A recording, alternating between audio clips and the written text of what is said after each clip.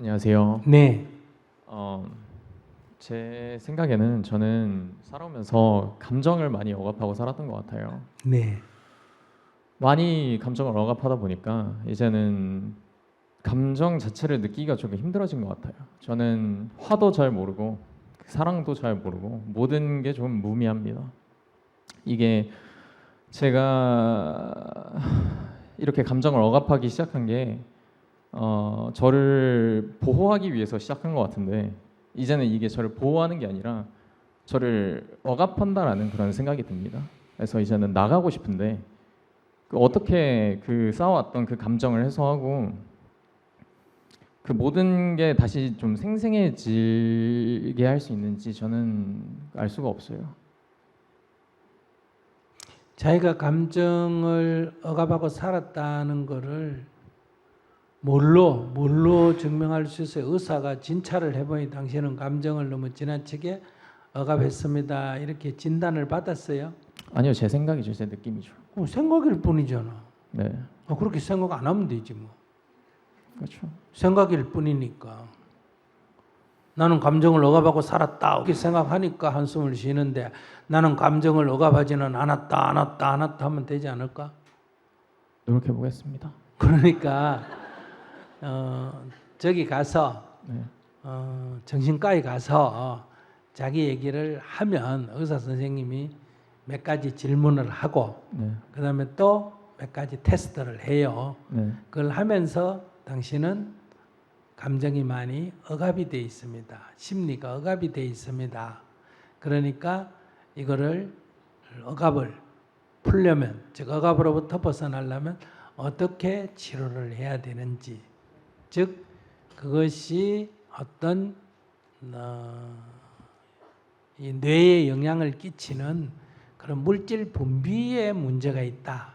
이러면 약물 치료를 조금 겸해야 되고요. 그 다음에 어릴 때 내가 뭘 하려는데 너무 야단을 맞아가지고 심리가 억압이 됐다. 순간적으로 말문이 닫혔다. 그러면 그 원인을 찾아서 또 말문을 터야 되고 또 항상 이렇게 자기는 윤리나 도덕이나 이런 측면에서 부모의 엄격한 이런 교육이라든지 어릴 때 종교적인 교육을 통해서 죄의식을 갖게 만들었다. 그러면 그런 원인을 찾아서 이제 이렇게 상담이 필요하면 상담 심리를 하시는 분과 대화를 통해서 그 억압된 심리를 풀어나가는 게 필요하거든요. 만약에 진짜 심리가 많이 억압이 됐다, 감정이 억압이 됐다 그러면 자기는 어느 순간에 폭발할 위험이 있다 이 말이에요. 술을 먹고 취해서 폭발을 하거나 안 그러면 어느 순간에 폭발을 하게 되면 이제 막 폭력을 행사하거나 막 무차별 난사를 총기 난사하듯이 그렇게 되거나 이렇게 이 감정이 억압이 돼서 오래 누적이 되면 폭발하는 힘이 있거든요.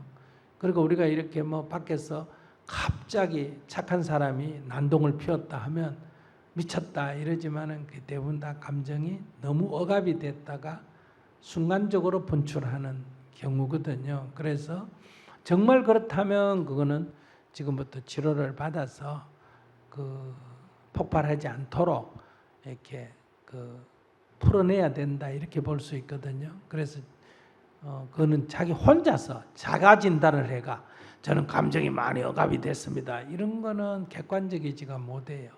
네. 자기가 그렇게 생각을 할 수 있으니까. 그래서 한번 신경정신과에 가서 이렇게 또는 상담 심리학자한테 가서 자기 상태를 돈이 조금 들더라도 1차 진료를 받아본다. 그 부분이 전문가에게. 그래서 정말 자기가 감정이 많이 억압이 됐다 하면 그 다음에는 어떻게 풀 거냐 하는 치료 방법을 갖고 이제 해야 되고 진찰 결과로 그렇게 강박관념 그렇게 생각할 뿐이지 실제는 감정이 억압되지 않았다 이렇게 진단이 될 수도 있어요. 강박관념일 뿐이다. 그러면 치료를 감정 억압 치료를 받는 게 아니고 강박관념 치료를 받아야 돼요. 그렇기 때문에 먼저 한번 진찰을 받아보는 게 좋겠다 싶습니다. 네, 감사합니다. 네, 더 물을 게 있으면 물으세요. 물을 건 없고 사실 지난주부터 그 카운셀링을 다니기 시작했는데 네, 잘 하고 있는 것 같아서 기분이 네, 좋네요. 네, 네, 잘하셨습니다. 네, 예. 감사합니다.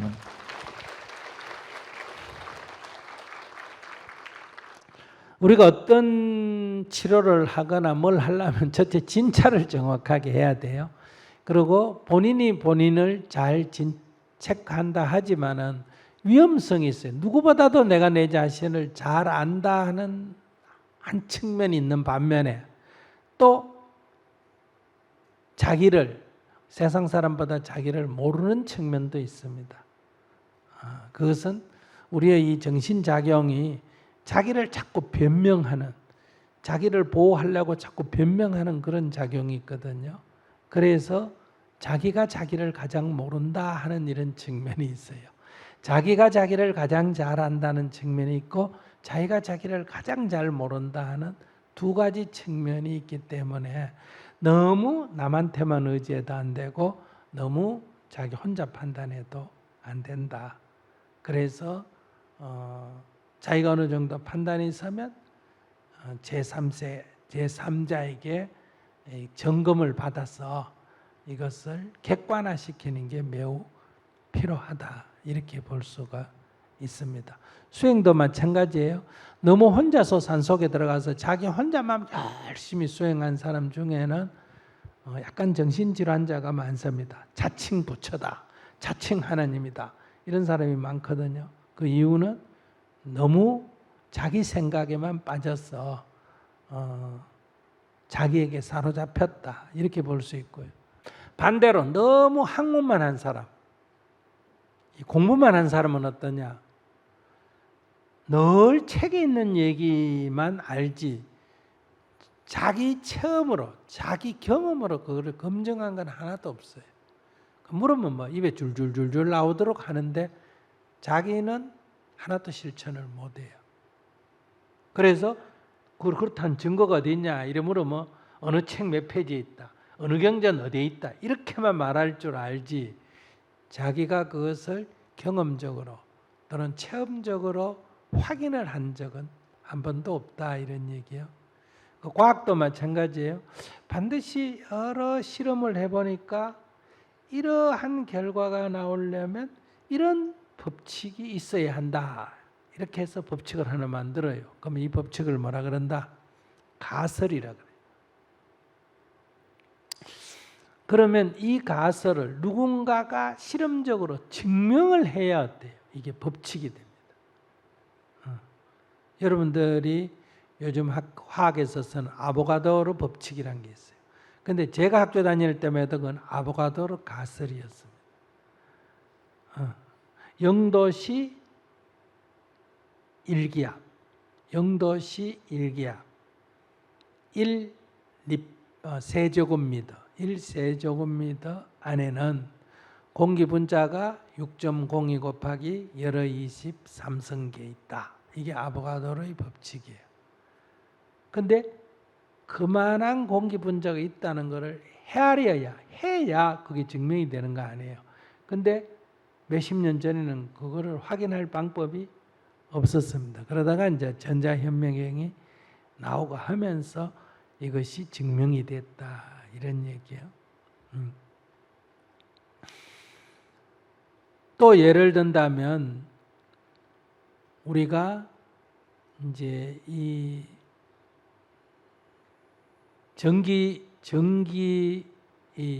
전기장의 법칙에 의하면 이 플러스 전기와 플러스 전기는 어때요?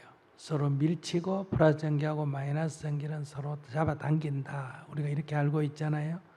그러면 그 힘이 얼마냐? 힘 F는 두 전하의 거리에 반비례하고, 즉 거리 R 자성분의 그 다음에 두 전하량의 곱에 비례한다. Q 다시. 그리고 이제 거기 비례상수 이제 K를 써서 이걸 이제 표시하죠. 이걸 우리가 이제 쿠럼의 법칙이다 이렇게 말한단 말이에요. 그 만유인력의 법칙은 두 물질 사이에 잡아당기는 힘, 만유인력은 두 물체의 거리의 제곱에 반비례하고 두 물체의 질량의 곱에 비례한다. 비례상수 G를 쓰죠. 이렇게 이제 만유인력의 법칙 또는 전기장의 법칙이 있단 말이에요. 그럼 이 전기장의 법칙으로 만약에 원자 핵을 설명하면 핵을 설명할 길이 없습니다. 원자 핵이라는 것은 엄청나게 좁은 범위에 산소 원자 하면 그 안에 뭐예요? 양성자가 8개 있고 중성자가 8개 있고 바깥에 전자가 8개 돈다. 이럴 때 우리가 이거를 산소라 하지 않습니까? 그러면 양성자 8개가 거의 거리가 제로에 가까운 범위에 있다 이 말이에요. 핵을 이루려면. 그러면 전기장의 법칙만 가지면 어떻게 됩니까? R 자성 분해인데 R이 제로에 가까우니까 무한대가 돼버리잖아. 그죠? 그럼 이거는 튕겨나가 버리지 핵을 이룰 수가 없다. 그러면 이 소립자 안에 핵 안에 일어나는 이 핵력, 핵이 갖는 힘은 전기장으로는 설명이 불가능하다 이거예요. 그래서 어떻게 이 플러스 전기와 플러스 전기가 제로에 가깝게 결합되어 있는데도 이게 청력이 밀어내는 힘이 있는데도 불구하고 이게 핵력으로 작용하느냐. 이럴 때 이제 1930년대에 벌어 일본 학자 유가와 히데키가 이걸 설명하기 위해서 가설을 세운 거예요. 그래서 양성자, 중성자뿐 전자뿐만 아니라 중간자라는 게 있다. 이 중간자에 의해서 이 중간자가 이제 마이너스 전기를 띤 중간자가 양성자에서 중성자에서 나오면 중성자가 양성자가 되고 이것이 양성자에 가서 결합하면 양성자가 중성자가 되고 이렇게 해서 아주 빠른 속도로 다시 말하면 이것이 양성자와 중성자 사이로 움직이는 시간이 열의 23성 초분의 1이다. 세크분의 1이다. 이렇게 빠른 속도로 움직임을 해서 이게 핵력을 이룬다. 이렇게 설명했을 때 그걸 아무도 증명할 수가 없잖아. 그죠? 그러나 그러고 4, 50년이 더 지나가지고 그게 증명이 됐다 이 말이에요. 그래서 그 사람이 일본 학자 중에 노벨 물리학상 번째 받은 사람이란 말이에요. 이런 식으로 항상 원리가 있고 그 다음에 실제 실험에서 증명을 해야 돼요. 그 우리의 인생도 내가 경험을 했다 이것만 갖고 안 돼요. 이거는 객관화 시킬 수가 없습니다. 내가 기도해가 병이 났다. 근데 이게 지장보살을 불러 병이 났다고 지장보살이 치유해 줬다는 증명을 할 수 없고 하나님께 기도해서 병이 났다고 이게 그럼 딴 사람도 해보면 똑같이 되느냐 안 된다는. 그게는 경험은 있지만은 하나의 법칙이 될 수는 없다는. 그러니까 어떤 여러분들이 불교 교리나 어떤 교리가 있다 하더라도 그 교리는 법칙처럼 들리지만은 내가 체험하기 전까지는 그것은 나에게 무용한 거다 이거예요.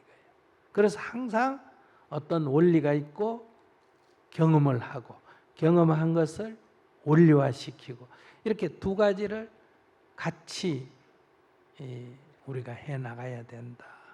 그래서 보통 보면 체험을 안 하고 원리만 얘기하는 사람이 철학자들이 신학자, 불교학자 이런 사람은 알기는 물으면 뭐든지 다 아는데 아들이 공부 안 하면 화낸다 이 말이에요. 재산을 읽으면 운다 이 말이에요. 이거는 경험적으로 체험된 게 아니에요. 이 사유가 생각으로 이루어진 거란 말이에요. 지식은. 근데 우리가 지금 괴롭다 하는 건 뭐에서 일어나는 거다? 이 마음에서 일어나는 거예요. 생각에서 일어나는 게 아니고. 그렇기 때문에 여러분들이 뭘 철학을 공부해가 이 마음의 괴로움을 해소한다. 이거는 서로 역할이 다르기 때문에 해결이 안 됩니다. 약간 도움은 줄 수 있지만. 그래서 마음이란 것은 주로 무의식의 영향을 받고 있다. 요즘 심리학적으로 말하면. 그 다음에 이성이라는 것, 즉 생각이라는 것은 의식의 영향을 받는 거예요. 그러니까 생각보다는 마음의 영향이 더 큰 이유가 이게 무의식의 영향을 받고 있기 때문이다. 이렇게 볼 수가 있습니다.